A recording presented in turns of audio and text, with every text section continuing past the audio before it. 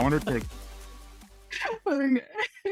okay, perfect. So we are going to go ahead and get started. Debbie, I want you to introduce yourself and then we will pick right back up on what you were just talking about. Sure, sure. All right. So, my name is Debbie. Dev. That's what most people call me. I'm a physical therapist by trade.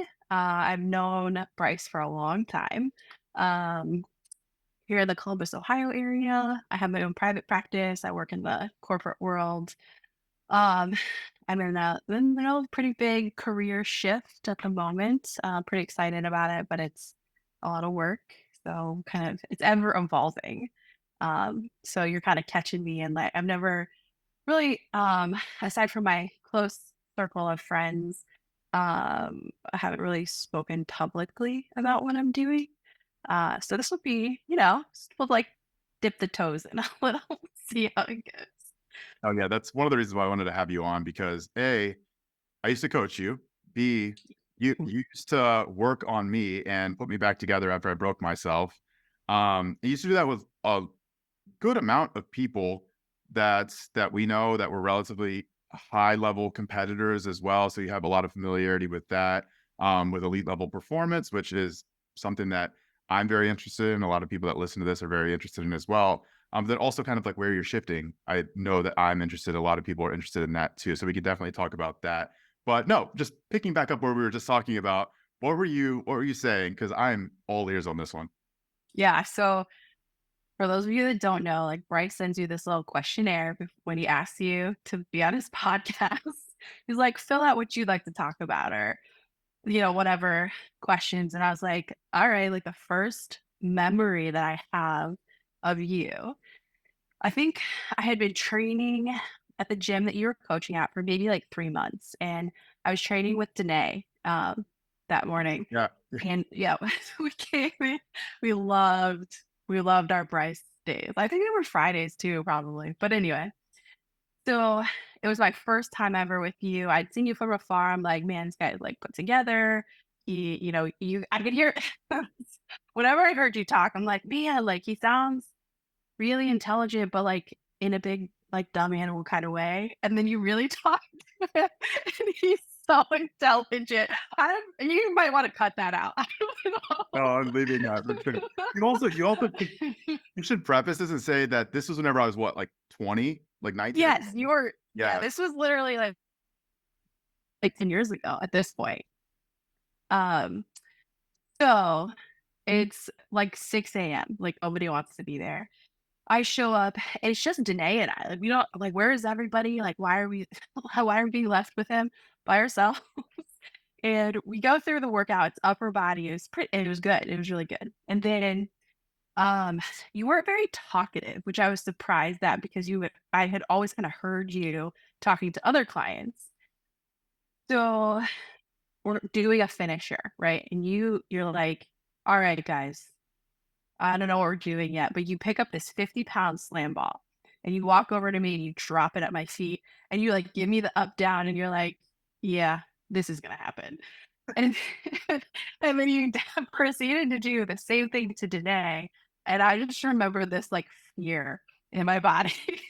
And then for 25 minutes, we did some like pyramid of slam ball work. And I wanted to die.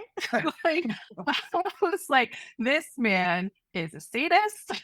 Like, he does not like people. Someone urinated in his Cheerios this morning. Like, it was bad. And then we felt it for like 3 or 4 days. Yeah, it was great. Now we've been friends ever since.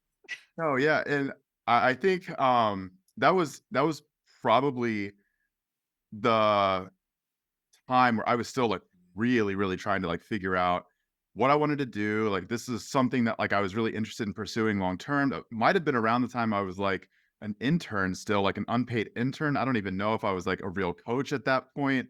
Um, but I remember distinctly, like, around that time having a lot of uncomfortability, like, speaking in public and, like, being in front of a group and, like, kind of having to take charge of the situation.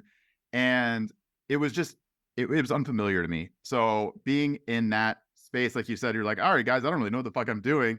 Like, I think those types of situations where like I literally was like on the spot and like I had to think quickly and I had to kind of like almost bullshit my way out of like a sticky situation. Those were some of like the best lessons I learned whenever I was younger, whenever I was interning, whenever I was coaching in person. Because yeah, like maybe that wasn't necessarily the best thing to have you guys do. Like, you know, any other clients might have never come back after that. Like they'd be like, fuck this guy.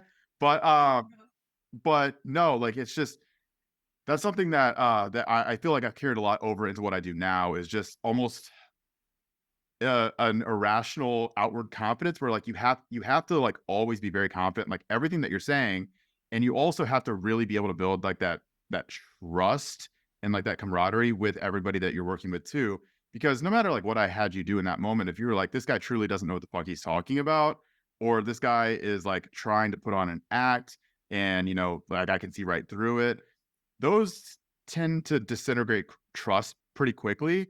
But I feel like even back then, it was pretty easy to see, like, all right, this guy's young. Like, he's kind of just like coming up with shit on the spot. He's pretty genuine about like the situation and what's going on, but we'll just play along with it, right?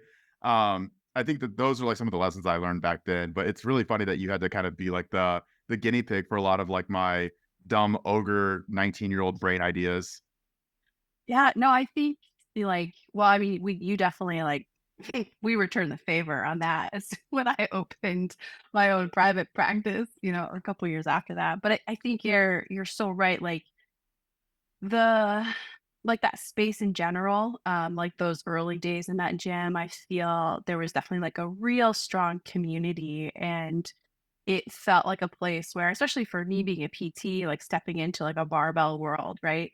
It was just such a great learning experience because you had like you and like a couple of the other coaches, we would have great conversations about like mechanics and then like rapport and then how to like build into like a really good set and then how to like come off of it and then how to modify and things like that. So those are really like constant conversations, which I really valued because, in my formal education, you just don't get any of that. So it was really neat to kind of be around people who had athletic training backgrounds or like exercise science and like being able to like talk about that in the midst of a workout. It was pretty cool. Like I really enjoyed that time for sure.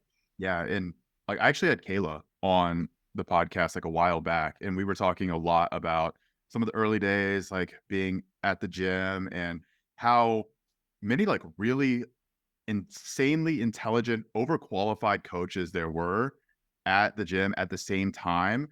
And like we were looking back and we're like, holy shit, like that was a pretty insane collection of kind of raw talent, and we were all young and we Mhm. all didn't really like know what we were meant to be doing. Um, but that's just it's one of those things for me in my head where I'm like, damn, like if we could have just like coordinated and like worked together and like truly tried to like build something beyond just like the all right guys, we're showing up today and we're going to coach some people that we're friends with. Like if we would have actually been like, all right guys, like we're going to try and build this into something like huge. Those were a lot of really, really intelligent people that could have like worked together to do that. But I feel like we were all kind of like siloed in our own little islands. And then we all moved on and we're all doing our own shit now. And everyone is like doing really well. And it's awesome to see. But there's also a part of me that's like, damn, like it'd have been dope to see what we could have all done together if we'd have just been able to like communicate and coordinate rather than like trying to do it all on our own. Um, but yeah, no, I sometimes think about those days and I'm like, man, they sucked, but they were fun. They sucked, but they were. Right. It's Yeah, nice I to be around mean, those work environments. yeah, you guys like I mean, I just remember because there were a few times in those days where I was like, yeah, I'm gonna like do 2 days, whatever. So like I'd go at 6 and then I'd come back and like the same group of coaches is there. And I'm just like, "Di it's 12 hours later, like, what's going on?" It was crazy, but, like, it was just such a really interesting group of people, um, to put together. Like, you bring up Kayla, and I remember, like, each coach had such a certain, like, knowledge or ability, and, like, I remember, I would always choose Kayla's classes because she was, like, kind of like a cheerleader, and, like, if I didn't wanna be there, I knew, like, no matter what, like, Yeah. her energy would at least, like, pick me up off the ground a little bit. Yeah. I mean, that's probably not great for her. She probably just thought I, like, hated being there with her, but which I mean, I kinda did, but, like, there was a very specific reason I chose her glasses versus, like, somebody else's and stuff like that. But, yeah, I mean, you guys, it was really special. Like, it was really I think if you lined up anybody who, like, trained there at the time, they would all say the same thing, and they kinda do, like, when I run into people in Columbus, like, "Oh, remember?" Like, "Yeah, that was great. It's really good times." That's one thing that I often really miss, especially working remote now. Like, obviously, the job that I have is awesome and incredibly privileged and luxurious. Like, I can work from home, I can work from anywhere. I can travel and spend a month in Italy if I want to and still work from there. It's pretty great. And we're able to work with clients all over the world. So again, that's awesome. I'm not like, restricted geographically.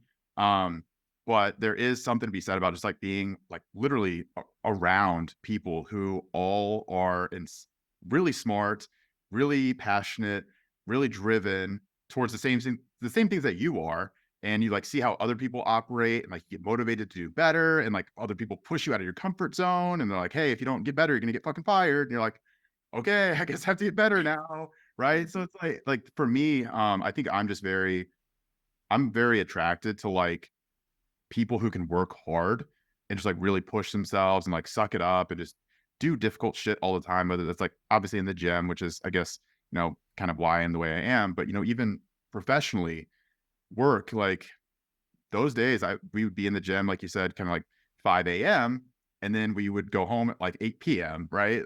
A lot of people can't deal with that type of schedule, and, like, I didn't even think I could. Um, but a lot of the shit that I put up with back then, I wouldn't now. I definitely would not put up with that shit now, but I'm glad that I did it back then because it kind of taught me the lessons that I can utilize now whenever I'm running my own business, I'm working with people, and, um, there were good lessons, but also things not to do as well. So I learned both, being kind of a passive observer to the situation at hand at the gym that we were all at. But no, I no more talking about me. I want to talk about you a little bit because you definitely have an interesting story and you have some pretty cool shit that you can add. So one thing I do want to ask you about is I guess a little bit more personal. So um Luke is your husband. Mhm. And Luke is someone that I mean, you can probably talk about who Luke is, but he has dealt with a lot of shit. So maybe you want to kind of dive into that because I'm very curious to kind of hear a little bit more about like your role and some of that, and also like you're someone who you're in the rehab field, you're in like the domain of like putting people back together, and like your husband is pretty notoriously like beat up from what he's done recreationally, but then also just like some of the medical problems. But like, I guess, you want to kind of talk about Luke, like what he does, what he's done, and then like some of the stuff that you kind of been along the ride for. Yeah, so Luke Edwards, he trained at Westside Barbell for 15 years. We've been married for 5, just celebrated our 5th wedding anniversary a couple weeks ago. Um, and he m I mean, if you understand what Westside Barbell is, then you understand to be able to train there for 15 years is something that, um is a struggle and an accomplishment in and of itself, but, I met him actually after his 2nd kidney transplant. So he was born with um, a congenital kidney disease, and, um, hit you know, it affected him in so many different ways, but he really never, for better or for worse, let that alter his passion for being strong and lifting and things like that. So, you know, obviously he would tell the story way better than I would, but he found out who Louis Simmons was when he was a teenager, when Luke was a teenager, and got the VHS tapes, which he might still have, because we're like a little bit of a border situation. But anyway, so he called up Lou because when like back then, like that's what you did. You called people. So he called up Lou and like the phone number listed was like the office, or I don't know if it was Lou's house at that point. I think it was the office by the time Lou got there. Um, and Lou would just have conversations with anybody who called. So anyway, Luke was invited to train at the gym after he had been training out in Fort Wayne for quite a few years, and then finally got the invite after a meet. Um, Broke some all-time world records with stage 4 kidney disease. Pretty soon after he got to West Side, he went into full-blown like stage 5 dialysis, needing a transplant. Um, and like I said, he's had 3 at this point. We actually just celebrated a year of his most recent transplant, which were it's just insane. So grateful for. But yeah, so he when I met him, he was just coming off of his second kidney transplant. So I had never known him when he was sick. And we it's crazy. Um we got married in August, and then whatever 8 9 months later he competed at the Arnold, which you were there for. He was in that deadlift competition, and he didn't do well and he didn't feel well, um, which is really crazy because he was, like, pulling, like, 900 in the gym and just felt so good. It was probably the best prep that he's ever had. Um, so fast forward to the Arnold, and then 7 days later, we're at Ohio State, and they're telling him that his kidney is failing and, um, he's gonna need another transplant. He's gonna have to go back on dialysis. So it's been, how say your first year of marriage is the hardest. They don't lie. And, that was accurate for us. Um, so yeah, I mean it's been a road. It's been a road. And we have I told you when we tried to record a couple days ago, it's been a lot. Like a year ago, year and a half ago, if you would have asked me if I would be married today, I would have said no. But here we are. There's been a lot of like answered prayers and faithful intention and things like that, and the kidney, and it's part of the reason why I'm on the road I am right now. So as hard as it's been, and I know you understand like your whole life falling apart and wanting to walk away, it's like a huge part of how I'm shifting and why I'm shifting. Yeah, no, that was actually gonna be my next question. It's just kind of like, what aspects of being an observer to everything going on has kind of pushed you towards wanting something a little bit different for your career? Because I would say that you being more of a PT, a hands-on PT, kind of plays into, all right, I'm gonna physically put you back together, right? You tear a muscle, I'm gonna put you back together. But in the case of where, Luke's kidneys are failing or you're having to watch it, there's literally nothing you can do.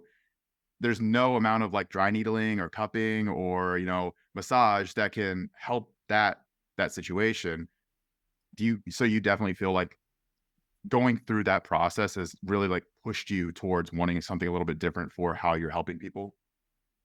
Yeah, I think it's been a weird few years in healthcare in general. And so I think the combination of a global pandemic and all of these restrictions and all of these stressors just to the max, plus, my own personal story, um, it became mm, very much less about how is my body feeling and more is how am I feeling? Yep.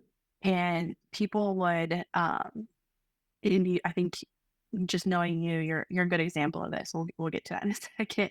But my clients would come in, and these are clients I've had for years. So, we've got this rapport, and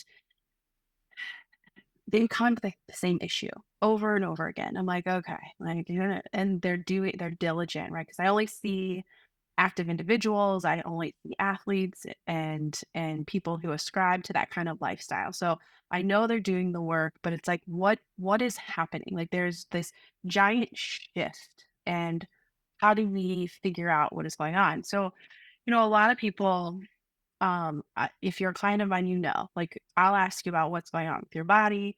And then very soon after that, I'm going to ask you, okay, what's going on in the rest of your life? Meaning what kind of stressors or not even stress, just responsibility is happening. And so many times those things are tied into performance more so than anyone wants to give them credit for. And I think that's part of society in general. Like um we don't give enough credit to our nervous system for how it needs to function in order for us to perform, right? And like our nervous system being our central nervous system, which is our brain. And um, so those are interesting rabbit holes of conversations to go down.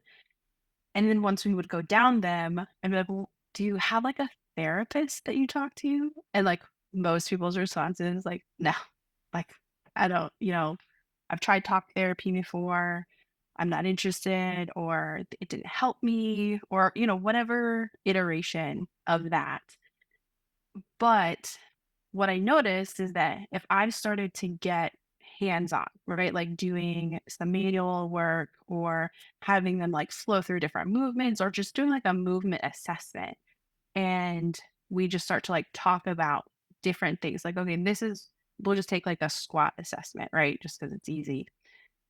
So as I'm watching them move and like making adjustments and we're having a little bit of chit chat, because a lot of times, and if you don't know, your patterns are based on things you do all the time. So your squat pattern is based on how you like sit, right? How do you get in and out of a chair all the time? So there's always connections, but that movement or that flow of energy or that whatever, it brought them into a state where, okay, now we're like talking about like the death of your mom or your big work project that's coming up. And so it was just a really it was happening all the time. And part of it was like, okay, is this just me? Or and like people feel really comfortable with me, which is always part of it. Like you have to be able to have conversation with people. But the other thing that I realize is like the nervous system is so dynamic. And if you can reach that through the body, then you can eventually get to the mind. And for some people, you can go through like talk therapy and the mind first. But like, I used to think that that mind body connection was linear, and that's kind of how I would base a lot of my thought process. But it's really not, it's circular, right? And, like, so if you've got this, like, circle and you've got, like, the mind and the body, right? Like, this place, like, each person comes in a different place. You just have to be good enough, really I wouldn't even say clinician, you just have to be a good enough, interviewer or have enough interest to ask the right questions. So that was really, uh when I stopped fighting that in understanding, okay, like the answer is pretty much always the nervous system, no matter what. It's just how do I get there, right? How do I get there with each person? So my assessments, my evaluations, they look very different than if you go to like an orthopedic PT. Like it's nothing like that. And so that, yeah, that's kind of a long answer to what has happened in just in my world in the last few years. And what I saw from that, or what I have been seeing, is that when you can get there with someone, meaning get to that nervous system or that place in the nervous system that brings it down for them and makes everything feel better, then their performance is better, their lifestyle changes, and they're just better in general. So it's it's been interesting to say the least. Yeah, and the way that I kind of think about this is with just regular massage, right? I know that Mhm. a lot of people will get not even deep tissue, but just relaxing massages on a weekly or bi-weekly basis. And I'm sure that most people understand that, you going in and getting a relaxing massage for 30 or 45 minutes probably isn't going to be working out like the kinks deep in your muscles, or it's not correcting your movement patterns, or, if you have some chronic tendonitis, it's probably still going to be there on the other side of that massage. But one thing that I found personally is that I almost value the psychological component of massage where it forces me to just relax for that period of time.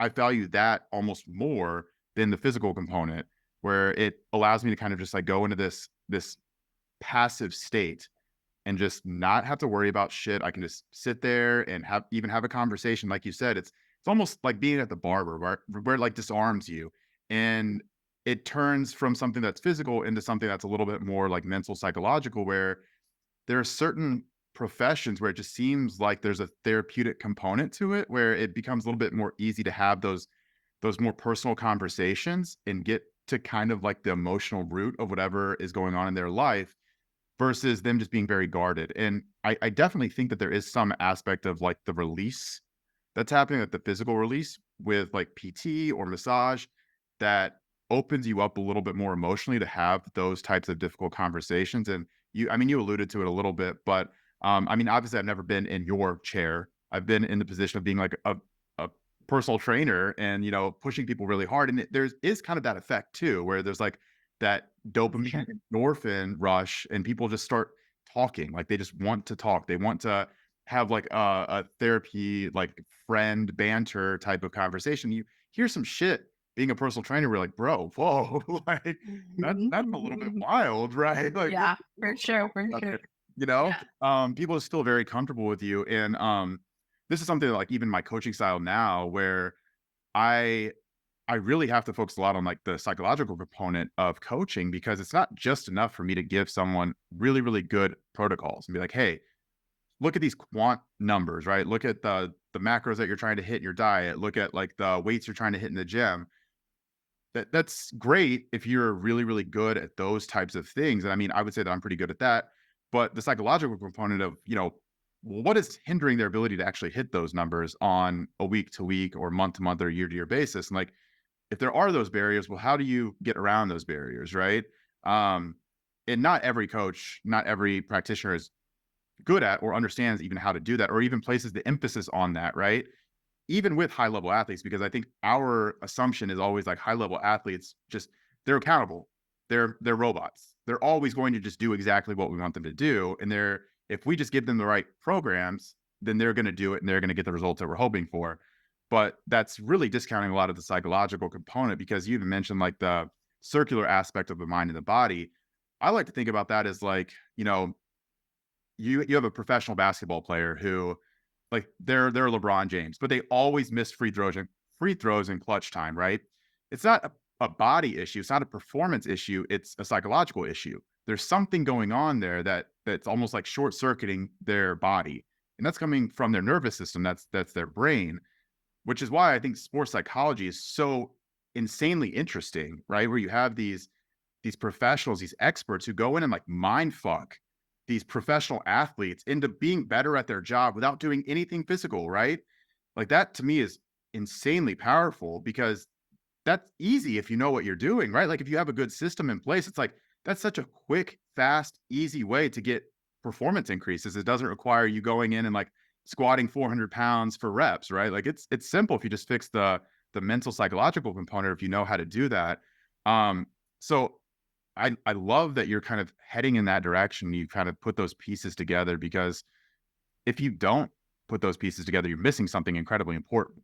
And I'm sure you can reiterate this, but a lot of people in both of our spaces are overlooking the psychological and mental component. Yes. Yeah, I mean, there's so many things to be said about that, right? Like, um, we'll just break it down into like a tangible example because I think that will help. Um, like when I explain because everyone's heard the buzz like mind body connection, right? That phrase, but what does that mean to the individual, right? So um I'll use like I have a professional football player and very heady athlete, very, very heady. Same injury every season, every single season. And then we met and I was just like, let's just look at it from a different viewpoint. So if you've ever been injured, right? If anything on your body ever hurt, but specifically if you been hurt doing something. And we'll just use like you sprain your ankle, like cutting, right? So when that happens, it makes an imprint on your mind so that every time you go to cut again, right, you think about that moment where, like, okay, I, I did this and then I was out for 6 months. Yeah. And then you take the compounding of that, right? Anyone who uses their body for any physical practice where they gain a lot from it, meaning whether it's monetary or psychological, you gain a lot from it. And then all of a sudden you can't do it for 6 months. You can't do it the way you want to do it for 6 months. And then all the compounding stressors that happen on top of that. So when someone comes to me, we go through all of those components. Like what, because I guarantee you, every time, and it can be something as simple like sprain your ankle stepping off a curb, right? Like the next time you step off that same curb, leaving that same place, you're going to think about the last time you stepped off that curb and you hurt yourself. And there's just no getting around that. So then when you, again, you put all of this other load, like psychological load, because it's I have to perform in order to get a paycheck, or I have to perform in order to like not scream at my spouse when I get home. And so there's all these other components to it where if you just say like, "Oh, okay, come in and I'll just fix your ankle or we'll work on whatever that looks like," you're literally missing the point. And that's where, like, I love it when my favorite clients are the ones who come to me and they're like, "I've been to everybody else and no one can help me."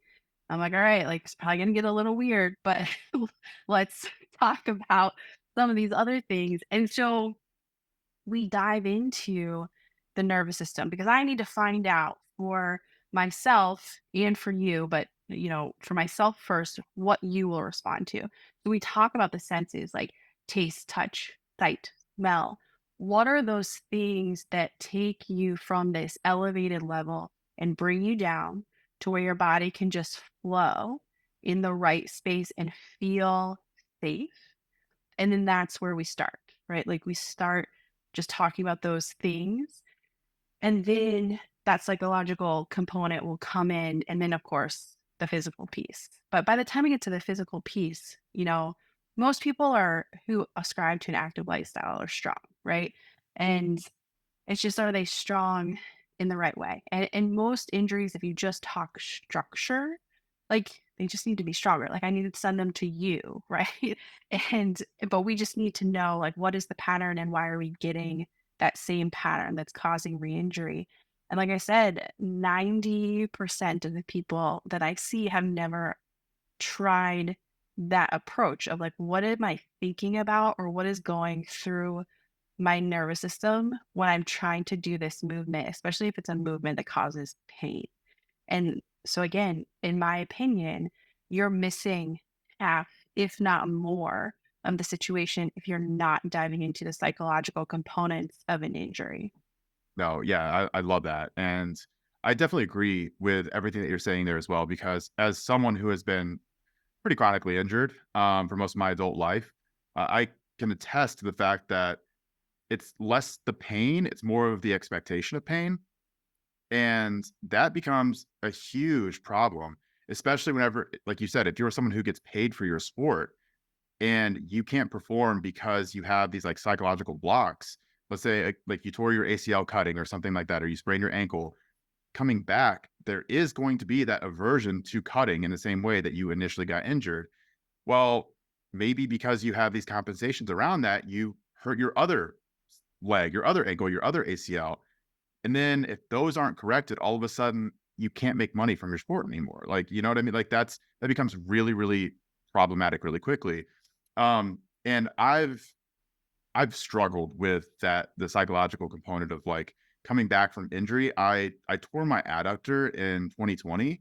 So this was after you and I had stopped working together as much. I know that, when I think we worked together around like 2018 was whenever I was coming in and seeing you a lot. Probably like close to my peak strength. But I tore my adductor during quarantine for COVID. It was crazy freak injury. And even now, I'm super guarded against everything with my adductor. Like any kind of wide stance, if I try and do a sumo deadlift, I'm super cautious. If I do like a Cossack squat, I'm like easing into it very, very, very carefully. Even if I'm doing some kind of like adduction based movement or ab based movement, I'm so guarded because I'm like, well, I don't want this to happen again. And it severely limits my performance. Like, I mean, I'm strength wise for sure, way above what I'm actually doing in the gym because I'm so nervous about this re-injury or potential re-injury. And like you can extrapolate that to pretty much anything in the gym, and it becomes kind of a big ball of worry and stress and compensations and guarding. And some are bigger than others, but I mean, that's something that I think you kind of have touched on. If you can slowly start to eliminate some of those like ruts and negative patterns that you've developed over a lifetime of being in the gym and playing sports and moving. I mean, we've all been moving for our entire lifetime. But people don't think about that, like even with just walking, if you walk poorly or incorrectly, which is possible, you can start developing a lot of problems later on in your life. And those problems are correctable, but like you have to be able to kind of work yourself out of those ruts that you've been in. And that's the way that I like to think about like compensation patterns. They're like ruts that you get stuck in, you can't get out. So in terms of like tools that you are able to use, obviously the physical side, dry needling, we talked about that, cupping, Graston. I don't even want to think about all that shit. Trauma, trauma. Uh, you know, Oh, we had great times. I remember the first time. Okay, Bryce. I haven't seen you in a long time, but when I was treating you, your quads were like enormous. Like they were beautiful. I'm sure they still are.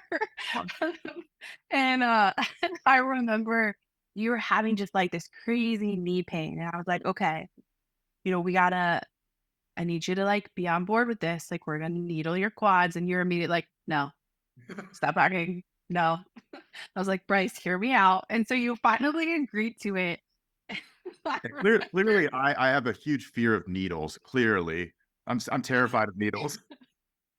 So, for whatever reason, like, you wanted to watch, you whatever. I mean, like, you it's fine. Most people are, like, laying flat on my table.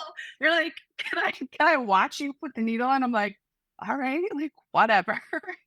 So, I like, the insertion into the quad was fine, and then I was we hang out like that for a little while. I was like, "Okay, like, now we gotta take it out," and it's like, I mean, it's a long needle because your quads are huge, and I go to take it out, and I look at your face, and you're like, "I'm gonna throw up."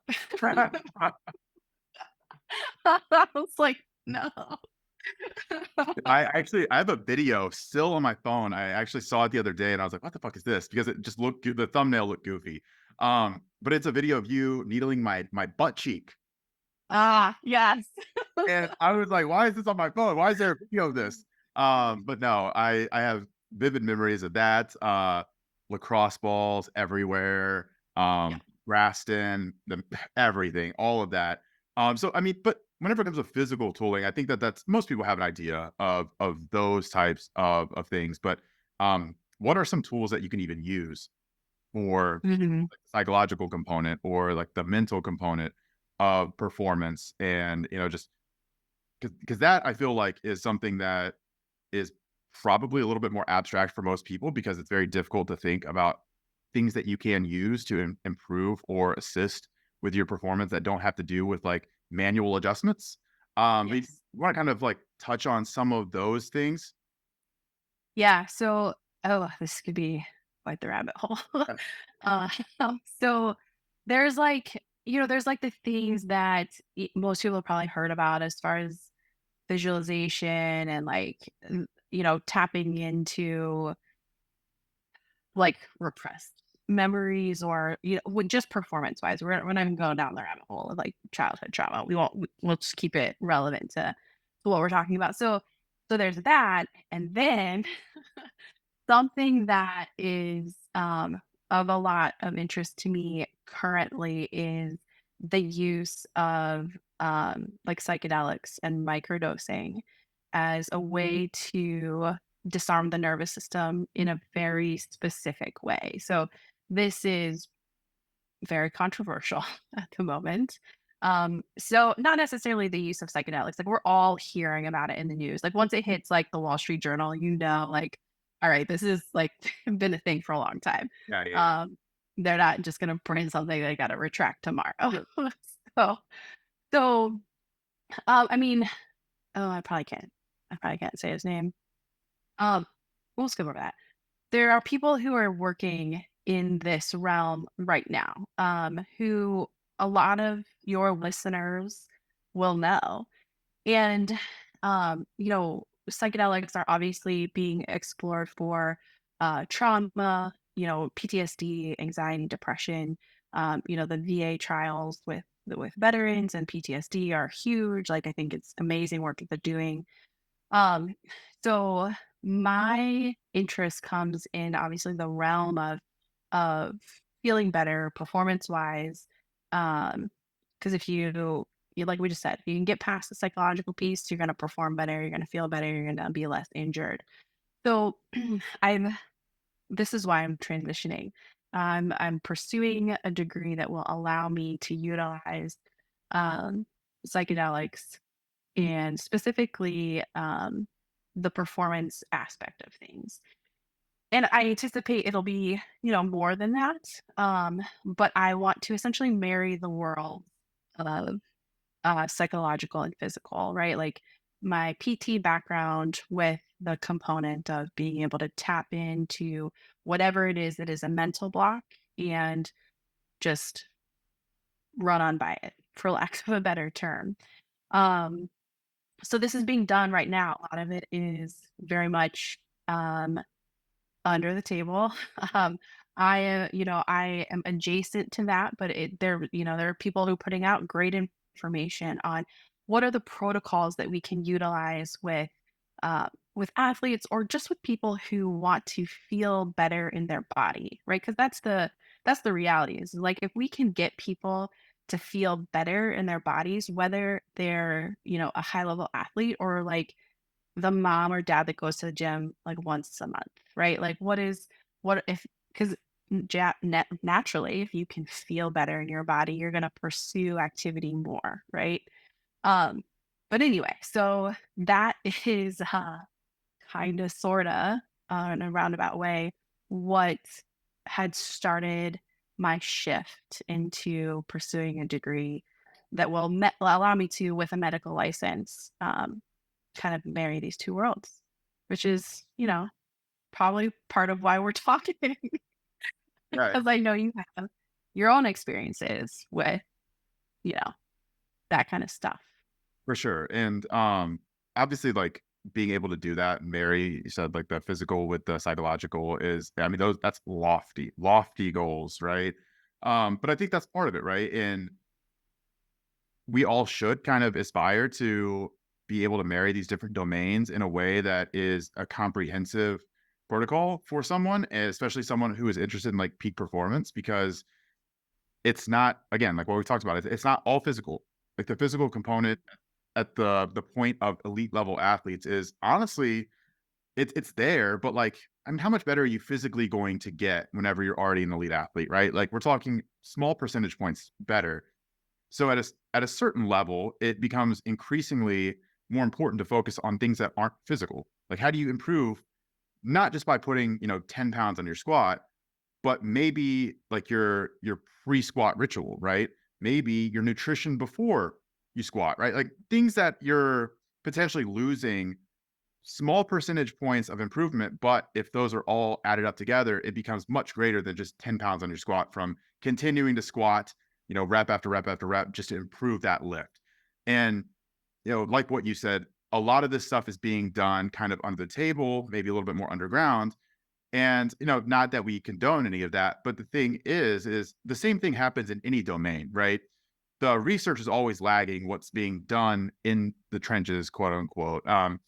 Everybody tends to already have an understanding as to how things work before there's any research paper or any official addition to a textbook. And that tends to be how you make the most progress in any field, though, is like someone has the balls to either like self experiment or convince someone else to let them be their guinea pigs or whatever it might be, which again, got to be careful with that, especially whenever we're talking about this. And, this is something we can go into here in a bit is, the potential for really negative outcomes for people who aren't actually licensed and aren't experts at being able to handle these things because psychedelics are not, they're not playthings. This is very, very, very serious. And I've had these conversations before. But it does interest me greatly. Even something like you talked about microdosing, where I've seen a lot of papers come out, research come out that says, microdosing doesn't have any tangible benefits. There's nothing that we can measure that says microdosing is improving outcomes. For someone I've done microdosing protocols myself. I've self-experimented. Again, sorry, DEA, but for me, it has been something that I've noticed, and whether that's placebo or whether that's, actually the drugs having an effect, I don't give a shit. If I feel better, it doesn't matter to me how I'm feeling better as long as I feel better. And I think people discount the placebo a lot whenever it comes to like psychological effects too. Like they try and write things off as the placebo, where it's like, well, the placebo is a psychological effect, guys. Like if we're getting that, that's actually a good thing, especially if it's resulting in something positive. So maybe let's not downplay that so much. But I think that there is a lot of potential for things like this that are a little bit more on like the outskirts of what people would consider to be like normal protocols. That I'm extremely interested in. And I'm glad that these drugs are being decriminalized across a lot of different areas because now we're starting to see a lot of these studies coming out, like you said, a lot of stuff on veterans where they're seeing how psilocybin or how or MDMA like affects PTSD, and they're doing it in a lot of depression trials with like ketamine and psilocybin, and it's like crazy, crazy, crazy effective. So it's incredibly promising, and I want to see, and hopefully at some point we do see some of this stuff done on like performance, like psychological performance, because it will probably be quite a bit of time because it's not necessarily as easy to monetize as things like, depression are, because that's a very easy market to tap into if you want to make some money as a part of a pharmaceutical company. But it is incredibly interesting for me. So obviously there's a lot of things about this that we can't really talk about because again, it's not necessarily regulated. But in your mind, like where do you kind of see some of this stuff going in an ideal circumstance and situation? Yeah, so I think it's important to, for people who don't follow this, right? Like I'm obviously like nerding about it right now. You are well read and things like that. Um, I think it's important for people to understand, like, at least I will speak to Columbus, Ohio, right? Like, if you have a child who breaks their arm and you take them to Nationwide Children's, they're getting a dose of ketamine and not an opioid. So we talk about psychedelics as if it's like, and this is just part of the the history of psychedelics in this country as something that is like, ooh, like I can't touch that, or that's really scary and I don't understand. And so I think it's important to note that ketamine is a synthetic psychedelic, right? But it is utilized, already in medicine. So these trials are these things um that are being studied. Like this research has been going on since the 1950s as far as what that we know. So it's not like someone figured this out 10 years ago. So part of that understanding is like even I'll go back to like Nationwide Children's, like here in Columbus, Nationwide Children's is running one of the largest studies on um, ketamine assisted psychotherapy on teenagers. So I mean, this is a thing. So Yeah. people talking about it in a way where it's like, oh yeah, like I went to this party one time. We have to differentiate between, drug abuse, right? And therapeutic use of drugs. It's the same way when you look at like an opioid, right? Like you take a painkiller because you're in pain. Obviously, that has had far reaching effects and created this crisis in this country. So we have to understand what we're actually talking about. And I think part of bringing down the stigma of what psychedelics are capable of will help to bring down that fear of the unknown, right? Because our really laws have told us for the last 70 years that psychedelics are bad. And so people, um, you're going to get a lot of pushback there. But I think it's important to say, like, we are talking about the therapeutic use of a mind altering drug in a medicinal way. And when I say like a lot of these things are being done under the table, I don't necessarily mean, like, in a back alley somewhere. Yeah. I mean, like, they're being done in labs with people who have special permission from the DEA to utilize MDMA, ketamine, psilocybin, uh, in these ways, and you're just not gonna see it for 10 to 15 more years. And then you've got these, it's kind of like the like 6 degrees of separation from things, right?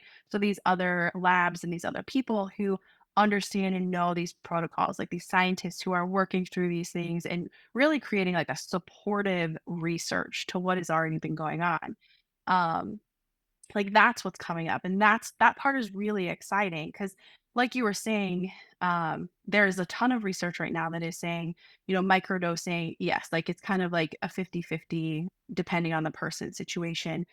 So, you have to look at what are those studies actually looking at? Like, they're not looking at the things that you and I are talking about today, right? If you can bring in a microdose situation, you can bring the nervous system into a state of safety and then perform an athletic movement that was previously problematic or traumatic because of an injury. How can we move through a progression in a training session that is supported with some type of psychedelic intervention? That kind of thing, like I said, we're probably years away from that as far as seeing that come out in protocols that like a professional sports team would use, but it's being done right now. I can 100% tell you that for a fact.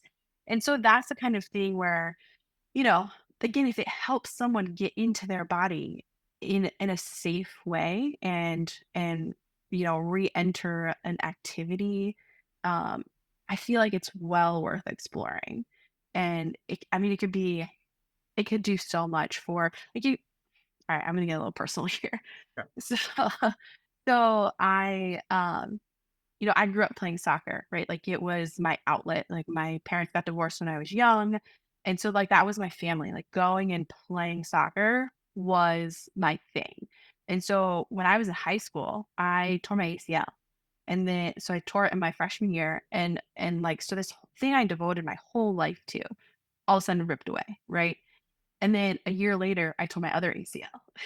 and and so it's like there's this like major trauma and like you take a situation like that but put it into like a professional athlete or even someone who plays at the collegiate level or like a mom or dad who has responsibilities, right?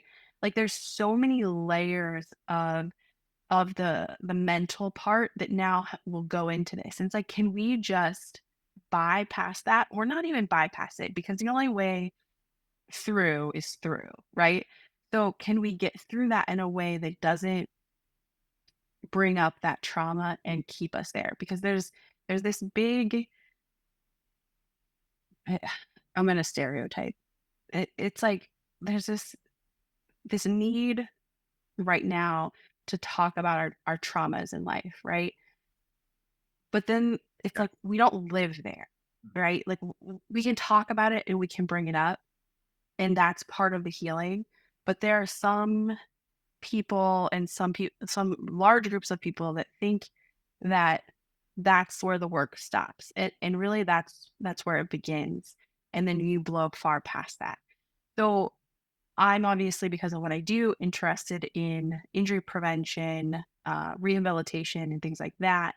But it just opens so many doors when you can talk about this in a really therapeutic way. And that's what I hope to be able to do is really bring this conversation into a space where it allows people to not approach this with fear, but with like a genuine curiosity.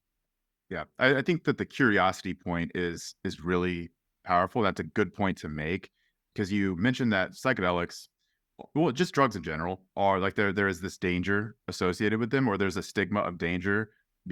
Because they're illegal, but also there are a lot of things that we see in the media, and there's always been this like this push for demonizing of drugs. And I would say, obviously, like psychedelics get bunched in with that, but you have weed, you have obviously the big ones like crack and cocaine, and even alcohol to a degree, right? Which, for better or for worse, I would kind of leave alcohol out of this one, but there's always this say all of the bad things, hype it up to be like this thing that kills people and destroys lives, but like we just conveniently leave out the reason why people do those things in the first place.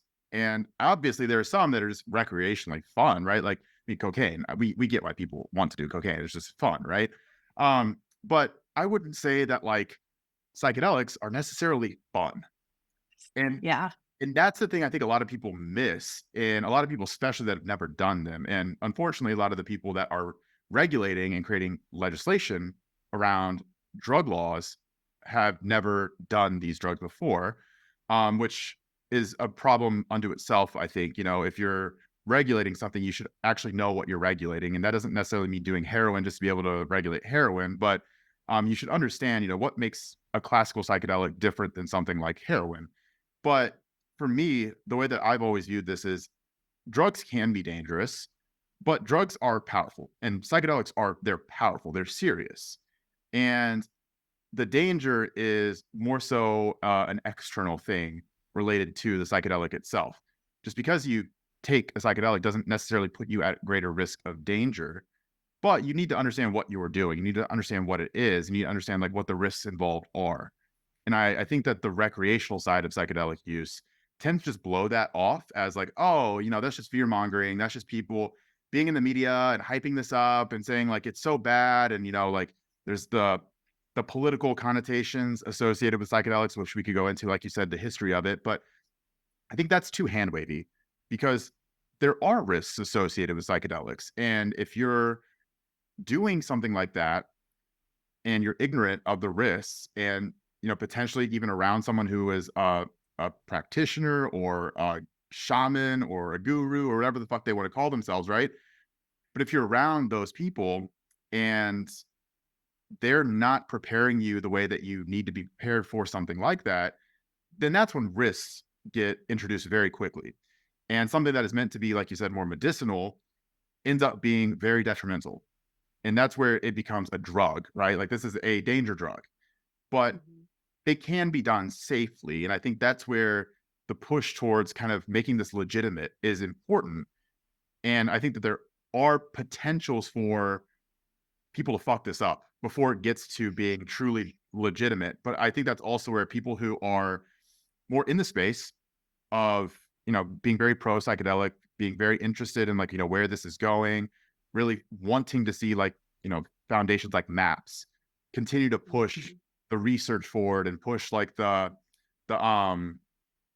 the legislation forward and really lobby, Congress to be able to pass some of these laws that like decriminalization. I think those are very important.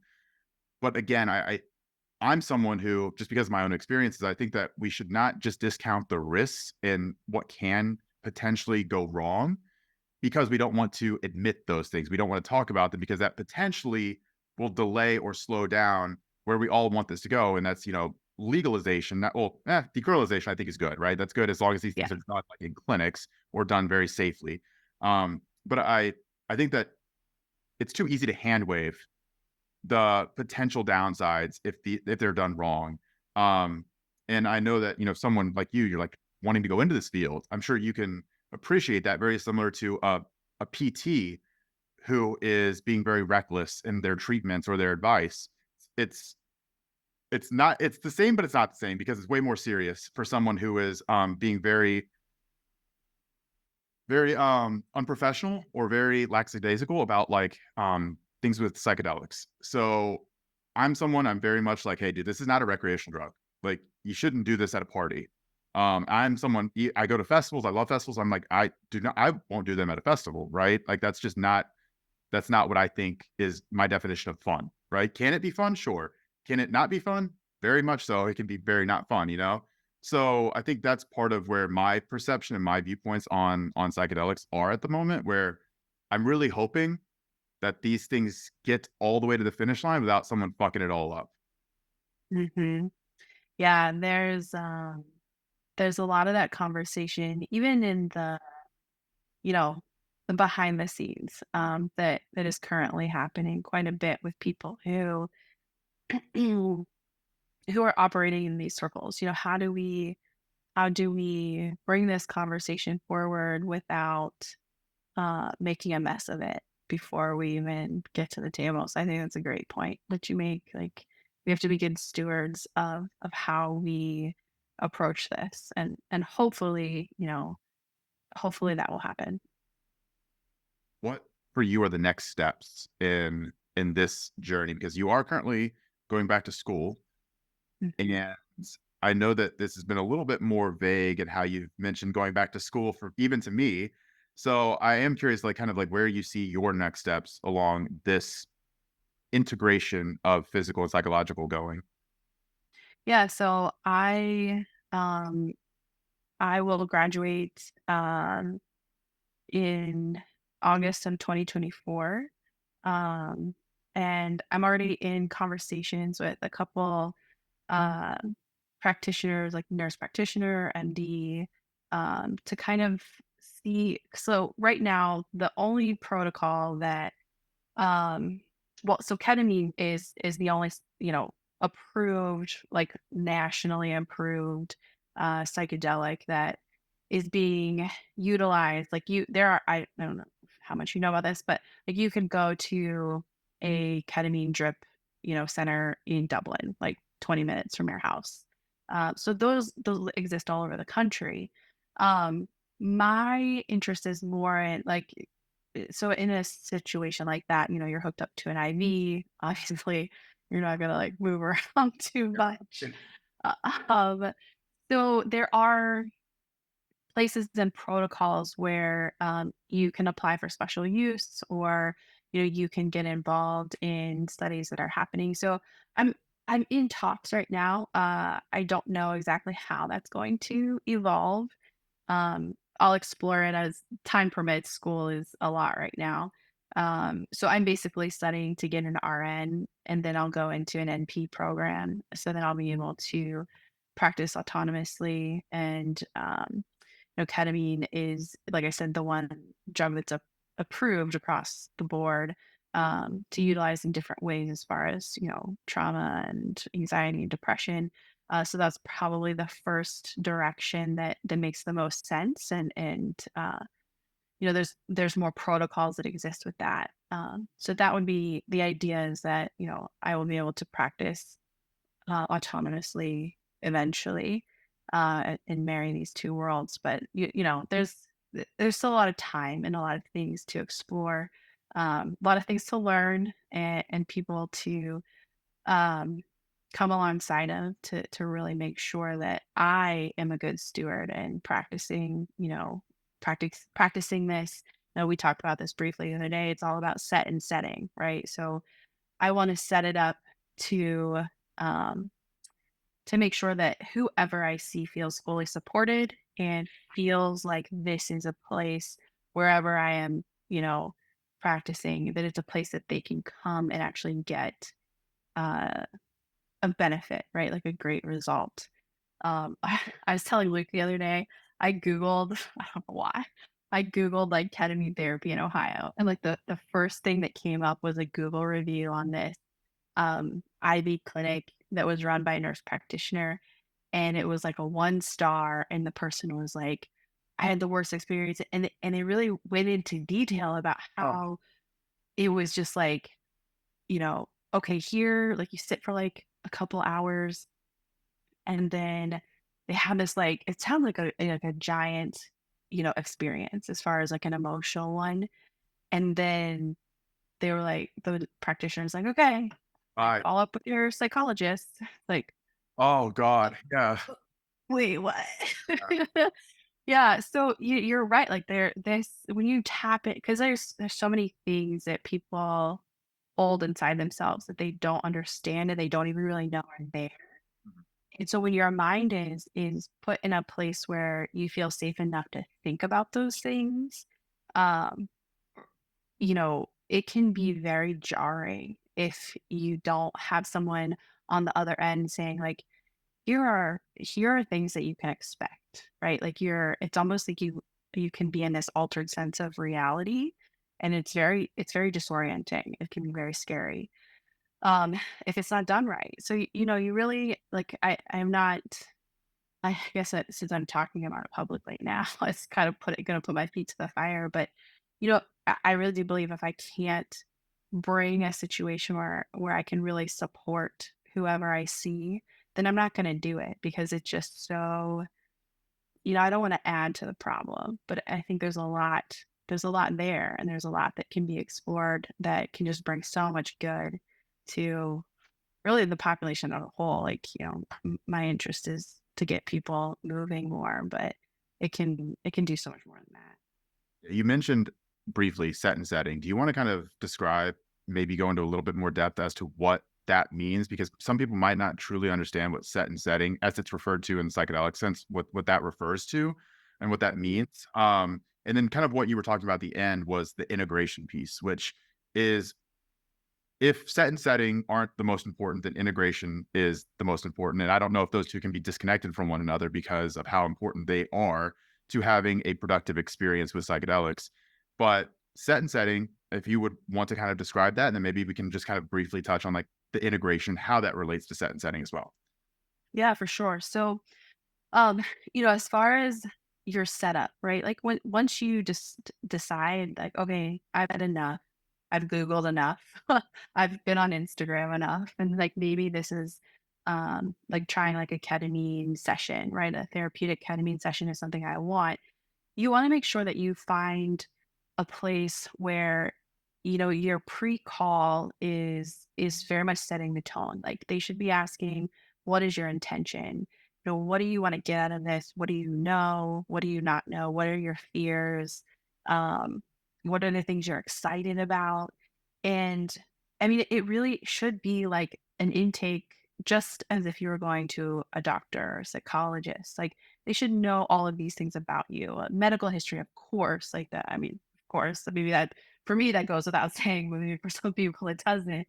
Because there's certain things like SSRIs and things like that will mess with the how the drugs work, meds work in your system. So there's a lot of that piece, and then um, I believe that tone is set from the initial, like, "Hey, I wanna do this."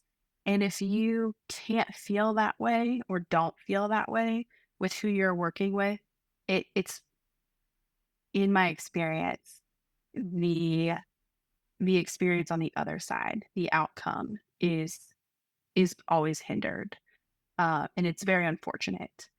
Um, so because I mean, a lot of these places for a session, you're paying $600 to $800 for 3 to 4 hours, and to invest that kind of time and be in a place where you're very vulnerable and not feel supported. Um, it's setting yourself up for failure. So that's really important. And then setting, right? Like you mentioned, like you're not gonna go to like a rave. Like this isn't like a situation where you're stimulated. A lot of times these, it's almost like a massage parlor type feel, massage room type feel, and where it's low lighting, very chill, Zen music, and in my experiences, there's no interaction or very little interaction with the people who are there to support you while you're in the session. Obviously, if you need something, you are always being monitored. And then if you find yourself in like a thought loop or something like that, there are tools and techniques to kind of push you through that they can help you with. But it by no means is I'm gonna hook you up to like an IV or give you an injection and then see you in a few hours.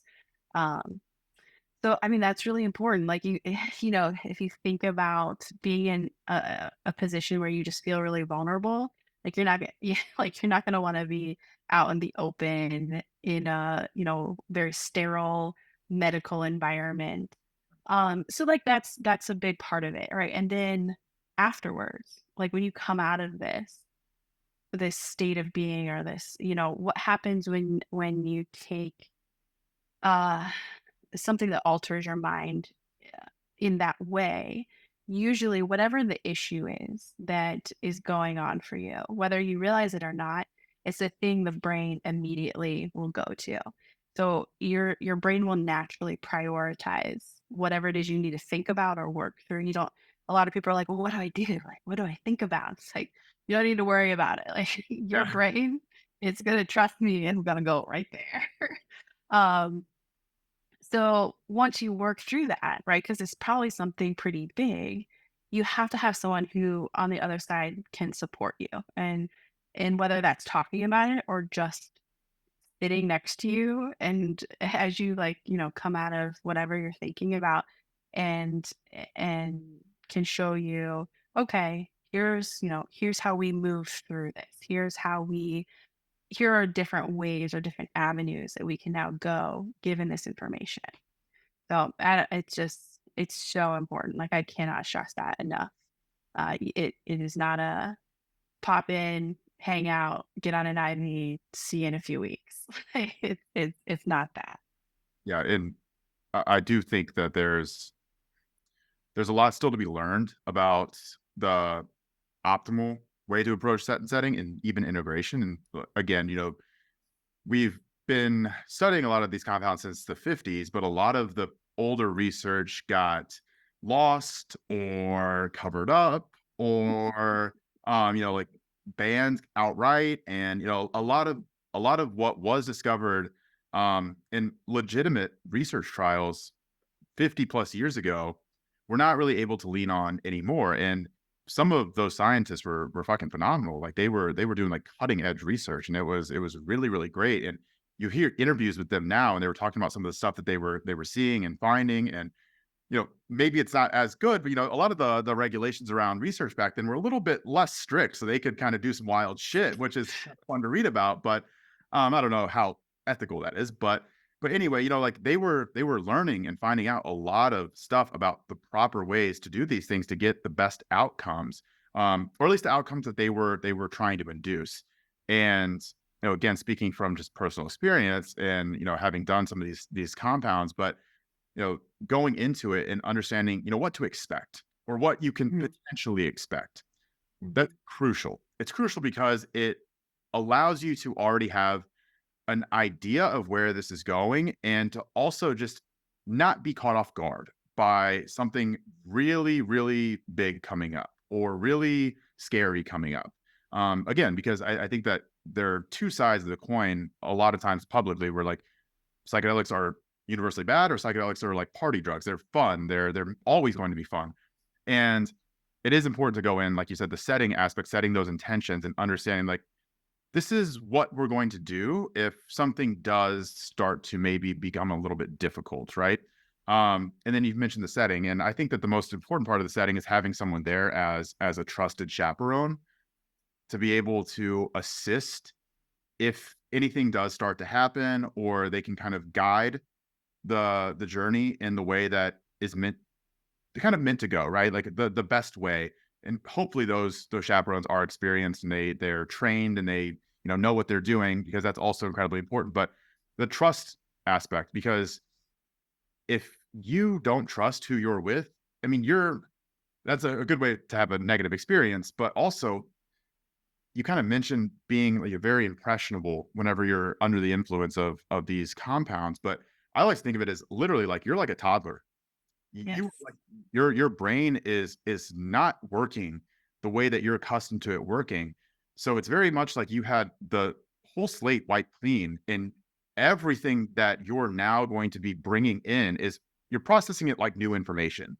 And again, speaking from personal experience, like sometimes whenever you have a very profound experience, you come out of it and you're like, holy shit, the world is real. Like it's amazing. Like you're like, I'm breathing right now. This is fucking crazy. Like I'm touching you. Wow. Like you're just like a child, Um, and that's really good because that allows you kind of like short circuit some of like the negative like some of the negative patterns that you had been leaning into before that experience. But it also does put so much emphasis on having a good integration, a good chaperone to help you with that process. Because if that doesn't happen, then you're like a toddler without a parent.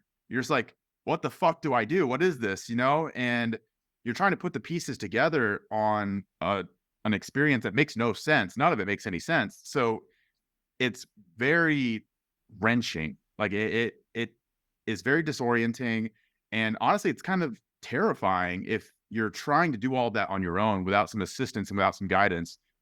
Um, but that's where I think that doing these things quote unquote the right way, and we still don't really know the right way, but the right way as to like the best that we can assume at the moment.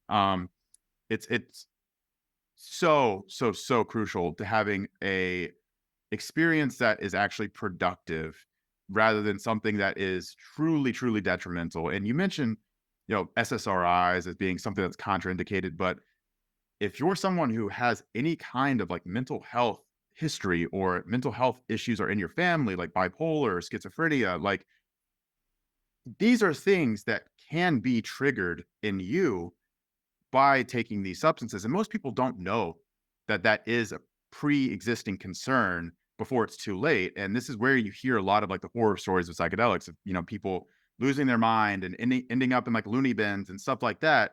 Um, and it's horrifying and it's tragic, but I would hope that, this time around we get it right to where it's not just, passing out acid at parties and, just having these like mass, I don't know, like everything is happy sessions with like hundreds of people just like, doing shrooms.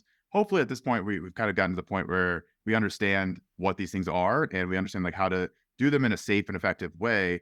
And I would imagine that over the next few years, as long as no one fucks it up, like what we talked about, that this is going to start becoming a little bit more commonplace in legitimate protocols for wellness, health, even fitness, like what we're kind of talking about, taking care of the body. And that's like really where I hope to see some of these things go because the potential is there, but it's just kind of dependent on collectively what some of these early adopters decide to do with what's in our hands, the power that we have. Is Mhm. 100%. 100%. there anything else that you want to add before we wrap this up? Um, I think we've covered a lot. I think it's been a really great conversation. I definitely am excited to see where this goes. You know, as I get into it, I'm sure I'll give you a call. There'll be some more guinea pig activity. Yeah. um, but yeah, I mean, I think we've covered a lot, and I think it's been pretty good to start the conversation. Oh yeah, that's awesome. So like I always allow everyone to kind of plug themselves and tell the listeners where they can find you if you're or if they want to reach out to you, if they want to know more information about you and what some of the services that you offer are. So yeah, if you just want to drop that, that would be super Yeah, helpful. Obviously I can sure. leave that in like the links to the show notes. Yeah, so my physical office is in Columbus, Ohio. It's in Grandview. The wellness spot is what it is called. I am currently on a wait list, mainly because I'm in school. But yeah, I'm always interested in the conversation. If this was, piqued your interest at all, Dr. Dev at wellness-spot.com or Dr. Dev underscore DPT on Instagram. Um, those are the places you can reach out. No, that's dope. Thank you so much, Dev. I really appreciate your time. I appreciate you walking us through this. And no, I would love to have you back on maybe at some point next year, whenever done with school, and maybe we can talk about like some of the next steps then, because I'm definitely interested in seeing where this can go. Yeah, for sure. Absolutely. All right. Thank you so much, Dev.